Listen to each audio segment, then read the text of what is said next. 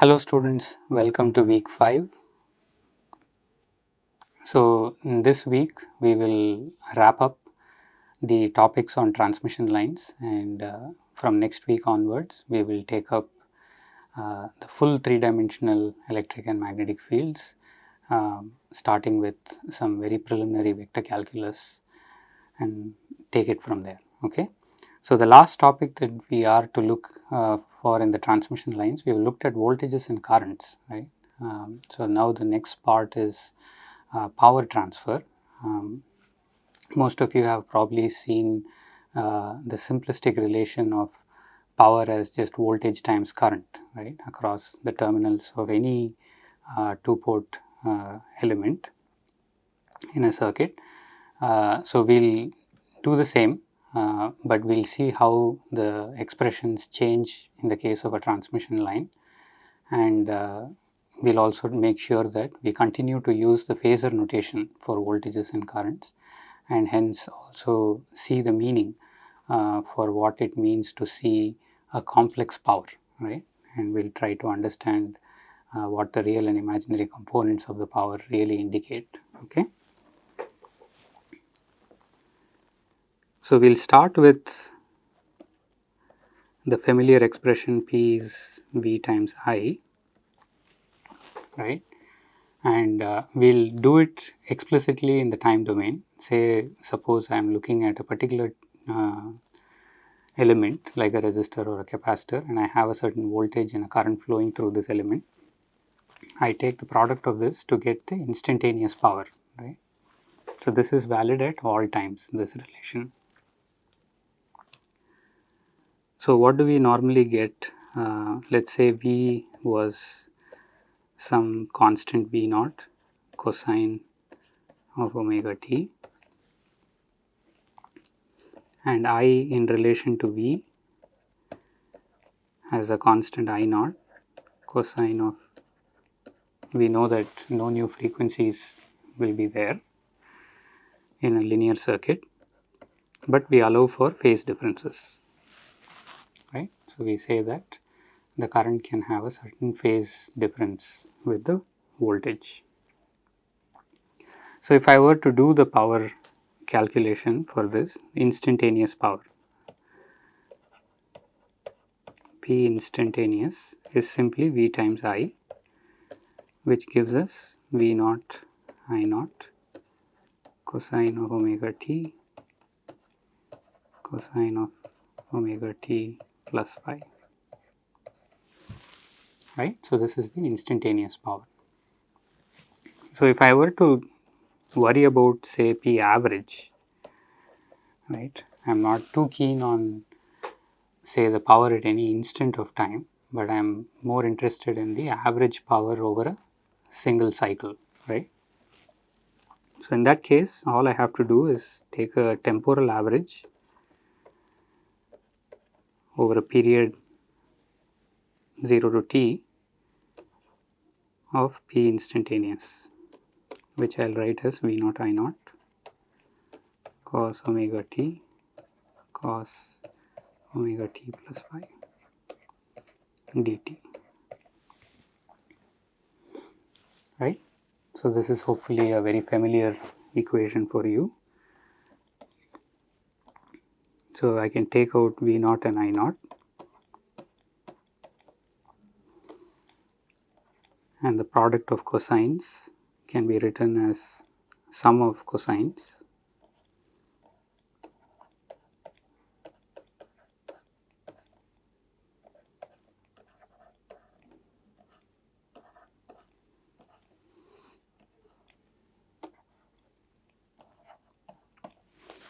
okay.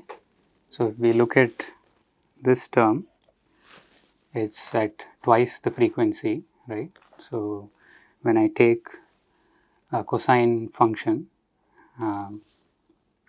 and integrate it over a single period itself, I will get 0. Now I have it integrated over 2 periods, right? So that will also be 0. So all that will be remaining is cosine phi, which is a constant term. So it just becomes integral of dt, which is t itself, right, to the limit 0 to t, which is essentially just capital T. So, the one thing I am missing here is the factor 2. Remember, going from the cosine rule of product of cosines to the sum of cosines, there is a 2 here. Okay. So, we have 1/2 of V naught I naught 1 over t multiplied by the value of this integral, which is cosine phi times t. So, the t's cancel off and we are essentially left with V naught I naught by 2 cosine of phi. Okay. So, this is the average power that is dissipated in this element, any element that we have chosen, over one cycle, right. So, any integer number of cycles, if we say what is the average power that is dissipated, it is V naught I naught by 2 cosine of phi. Okay. Now, we will see how exactly we can get this. So, we see that the average power is independent of time. Okay. It is a constant value because we have taken it as an average over some one period. So, now we want to express this in phasor form, right. So, we want to see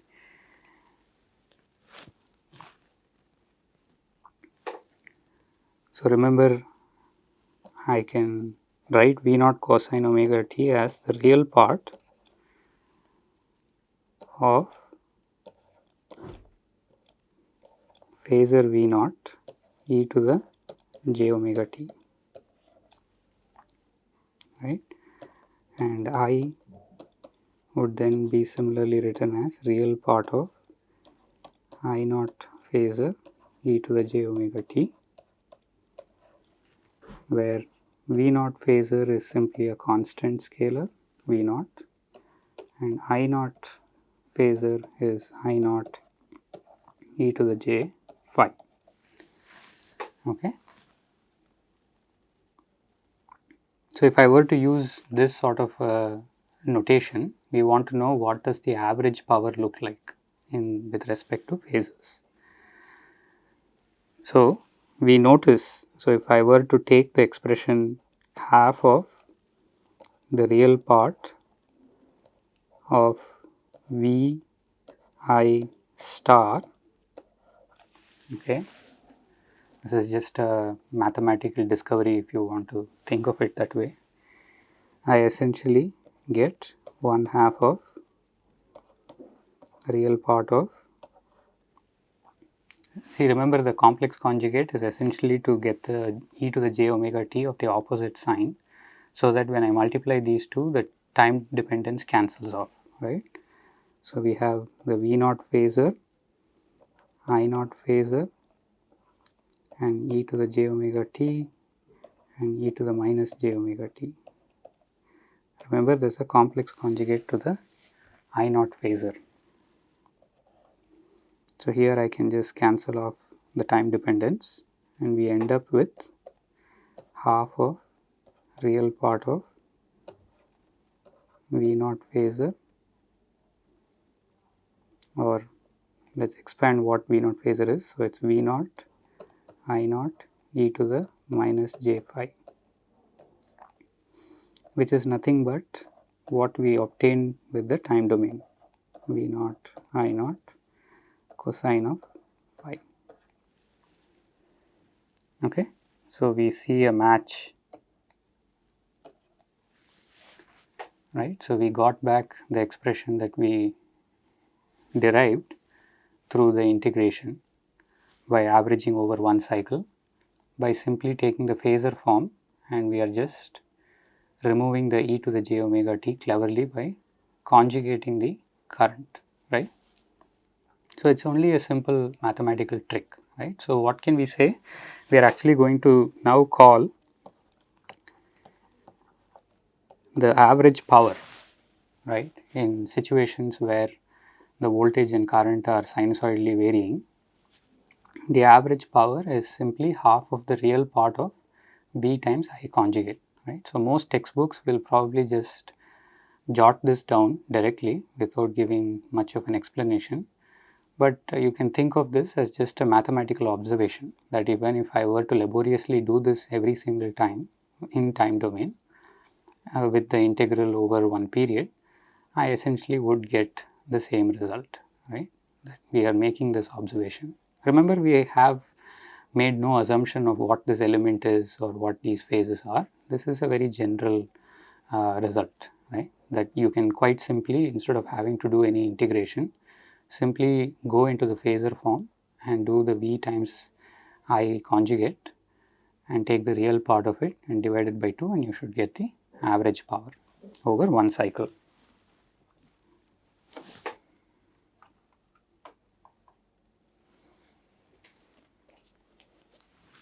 Alright, so now let us come to the example of our transmission line, and we have a load connected.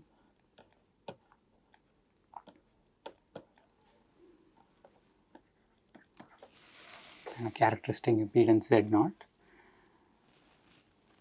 Let us see what exactly the product of V times I star tells us in this scenario.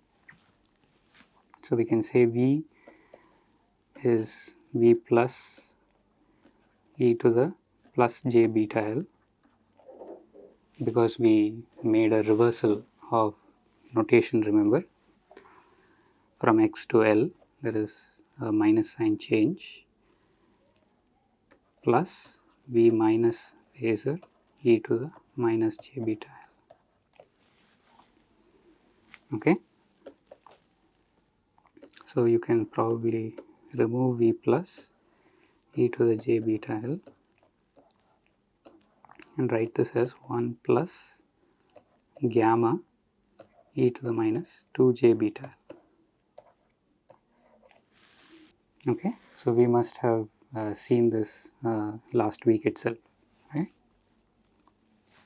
So, now similarly I would be V plus phasor by Z0 e to the j beta L minus V minus by Z0 e to the minus j beta L,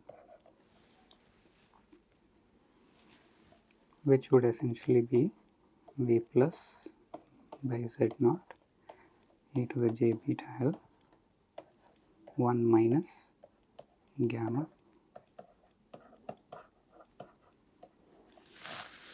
alright. So, we have to take the complex conjugate and multiply it with V. So, we are going to say, let us take simplify this by just assuming, say, at L equals 0, which is essentially at the load.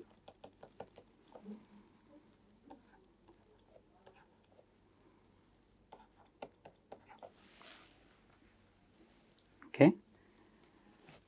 What do we get? P at the load is half of the real part of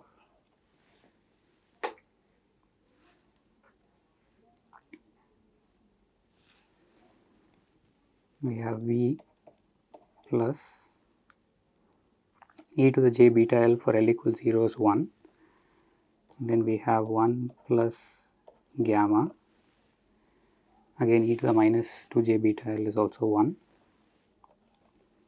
Then for the current we have V plus by Z0 star. Let us assume a lossless case, right. That is why I am just writing the voltage of this form, where the propagation constant is purely imaginary, already means that we are looking at the lossless case. So, we are looking at lossless transmission lines. Okay. So, Z0 is real. So, we just have to conjugate the phasor V plus, and then we have 1 minus gamma star.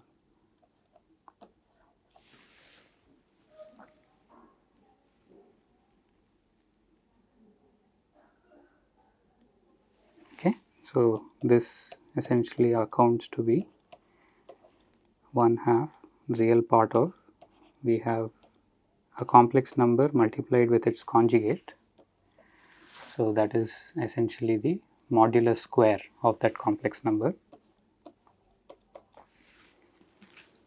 Okay, and inside the bracket we have 1 minus gamma star, right, plus gamma minus gamma star.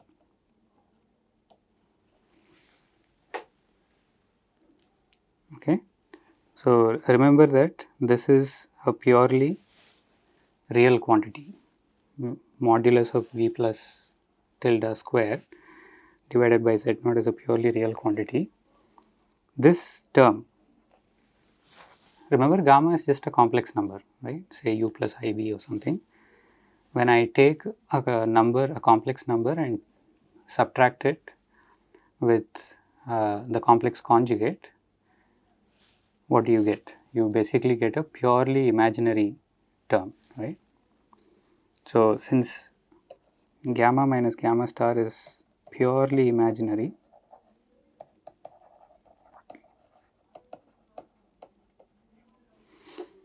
and I am essentially going to take the real part of whatever I am calculating, right. So, it's safe to say that I can ignore that term, right. Whether I estimate the term or not does not make a difference, because it is going to be purely imaginary and I am going to discard it when I take the real part of it. So, I will just keep this term, and gamma times gamma star is mod gamma squared, right. So, we finally get that P load is quite simply half of the real part of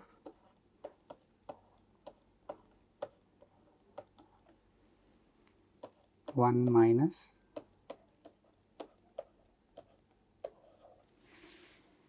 right. Remember, this is a real number, the real is actually not required. I can actually just remove this.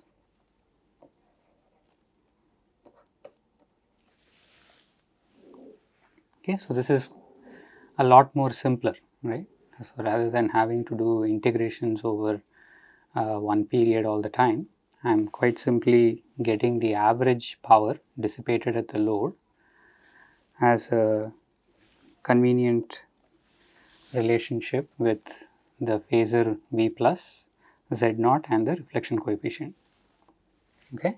So, we will take a look at this expression for the power dissipated at the load. Interestingly, it seems to have like two components, right. There is the prefactor constant, which is V tilde modulus whole square by 2 Z naught, but then in the bracket we have 1 minus mod gamma square, right. So, we will break the power dissipation at the load as a combination of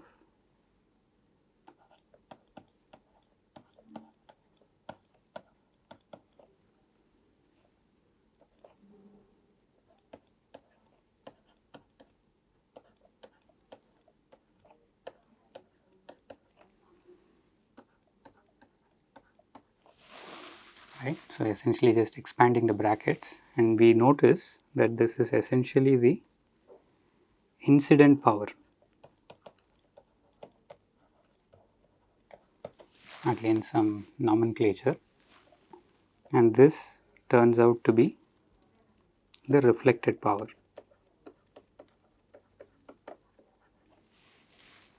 right. The reflected power is what you can think of as that associated with the V minus, right.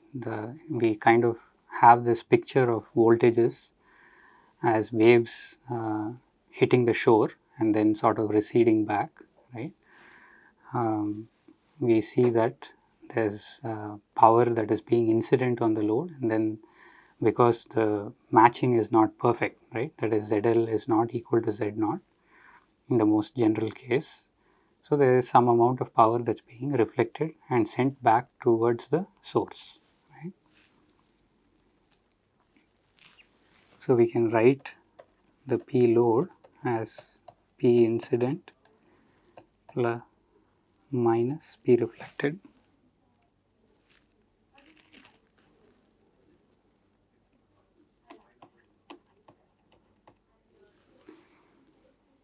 okay. So, just remember that P incident is quite simply the average power that you would get by just considering the forward propagating wave, right? So if I just had V plus tilde multiplied by V plus tilde by Z naught star, right? So these are the forward and backward propagating currents, sorry, forward propagating voltage and current, right? And P reflected is simply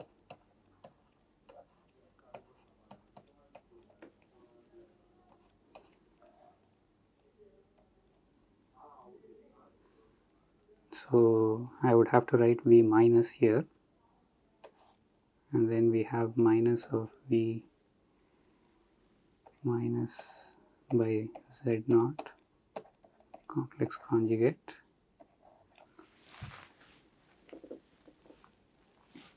right.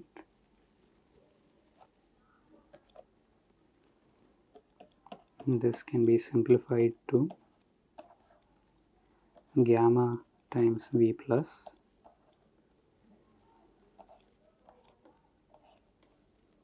and minus of gamma star times V plus star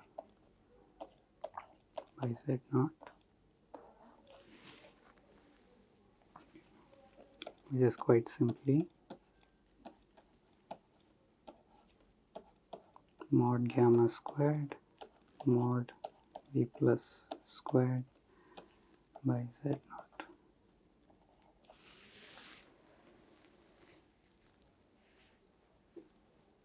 Right. So hopefully it's clear that these P incident and P reflected that I have introduced is essentially those corresponding to the V plus and V minus voltage waveforms. Okay. So the last segment of power transfer is to generalize and look at it anywhere along the line, right? So remember, we just for simplicity had just looked at L equals 0. So let us get the generalized expression for power and classify whatever we observe. So for power anywhere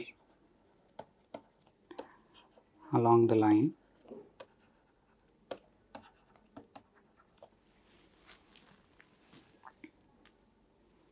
we have P as a function of L. Remember, this is the average power, right? So even though we are going into the phasor notation, we are essentially getting the average power at any point along the transmission line.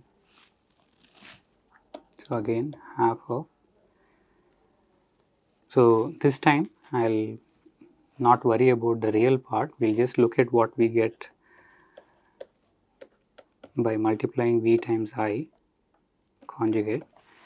The reason is the imaginary part of this actually has some meaning to it as well, right? Remember that our transmission line, especially lossless transmission lines, the distributed model for it is composed of inductors and capacitors. So inductors and capacitors do not dissipate any power, right? They do not have any, we are assuming these are ideal inductors and capacitors, they don't have any resistances. So there is no power loss. They only store energy temporarily as magnetic fields or electric fields in the fields, and then they probably exchange these energies with each other or with other elements, right? So in this particular case, the imaginary component actually has some meaning to it, right? So we'll see what that is.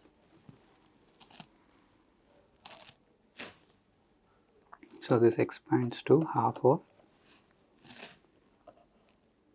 V plus tilde e to the j beta L 1 plus gamma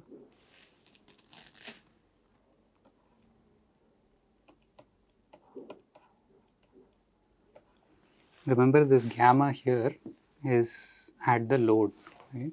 So I'm just going to say gamma capital L subscript to capture that it is the reflection coefficient at the load, which is simply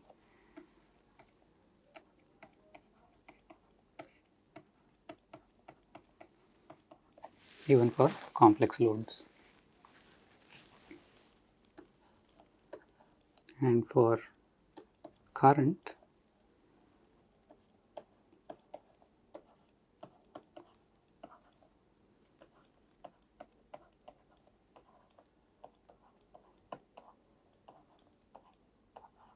we have to take the complex conjugate. Okay.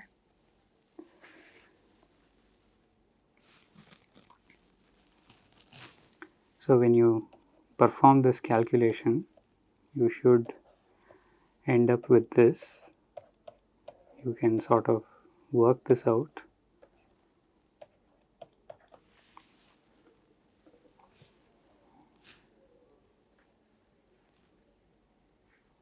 Okay, so remember that this e to the j beta l, when you take the complex conjugate, will become minus, so that will cancel off with the e to the j beta l.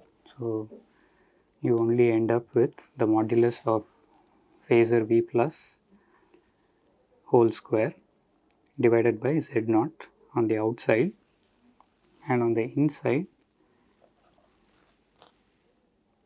So hopefully there are some basic relations in complex numbers that you are aware of. So if I have two complex numbers z1, z2, and I take the complex conjugate of it together, I can write that as the complex conjugate of each one multiplied with each other, right?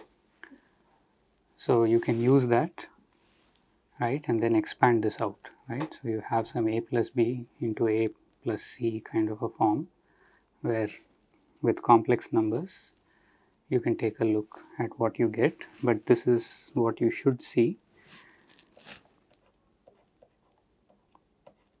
You should have the familiar 1 minus gamma L modulus whole squared. This is what we saw even at the load, right? Interestingly, even if we took the length dependence, seems like that term is still there, but we now have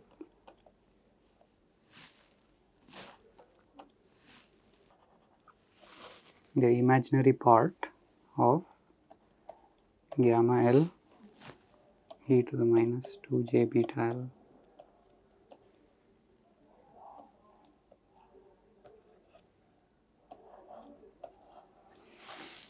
So remember, even for the load, we got something similar. We just said that since it's purely imaginary, you can discard that out of your when you're taking the real component of it, right? So the same thing happens here also. So you can see that the real part of this, right, whether you make the calculation at the load or anywhere along the lossless transmission line, you essentially get the same result.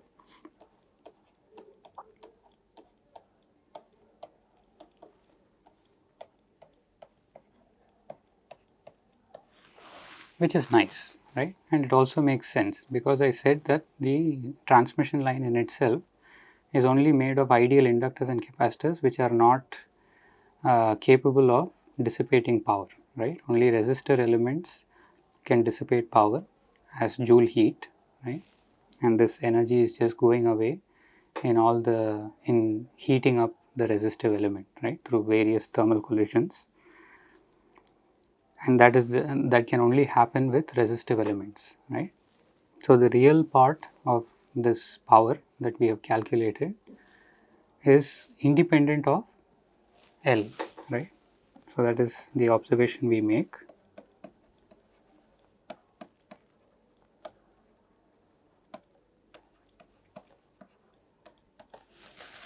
Okay, because there are no dissipative elements in a lossless transmission line, all of the power that is dissipated at the load. Right? But this also gives us a very interesting insight. So for example, let's say we have a purely imaginary load, right? Say the load is just a pure inductor or a pure capacitor. Then we essentially have, so mod gamma L is essentially 1, right? Why do I say that? So if I have a purely imaginary load, gamma L is equal to j times x minus z naught, which is real, by j times x plus z naught, right? And if I were to take the magnitude of this, right? So remember the number and its complex conjugate, which is what the numerator and denominator are. The magnitude of them is the same, right? It's just a reflection across the x-axis. So this will essentially just be 1, right? So if gamma L is 1, mod gamma L, sorry, right? So mod gamma L is 1, then we notice that the real power is 0, whether it is at the load or anywhere along the transmission line, right? This already is telling you the same thing, which is if I have purely reactive elements, I cannot dissipate any power. According to our model, that is true, right? But now the imaginary part of whatever we have calculated by taking V times I star is actually something we call reactive power, right? And this is V plus squared by 2 z naught gamma L. Remember the imaginary part of gamma L e to the minus 2j.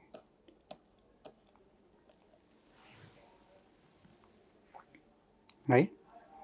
So this is in essence describing the picture of the handoff of the energy, right? So slowly the inductors and capacitors in the lossless transmission line are charging and giving away the energy from the source in a sequential manner towards the load, right? And whatever the load happens to do with it, maybe dissipate some of it, but also reflect parts of it, it faithfully brings back that reflected power back to the source, right? So we essentially see that there is a component of this product V times I star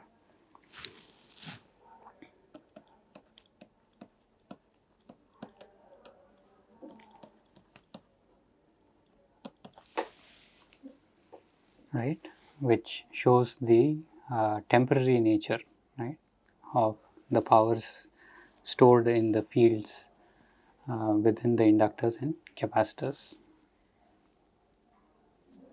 and that of course can be function of distance, because we notice that there are multiple locations along the transmission line where the voltage and currents, their amplitudes of oscillations are reduced, and some places where they are enhanced, right.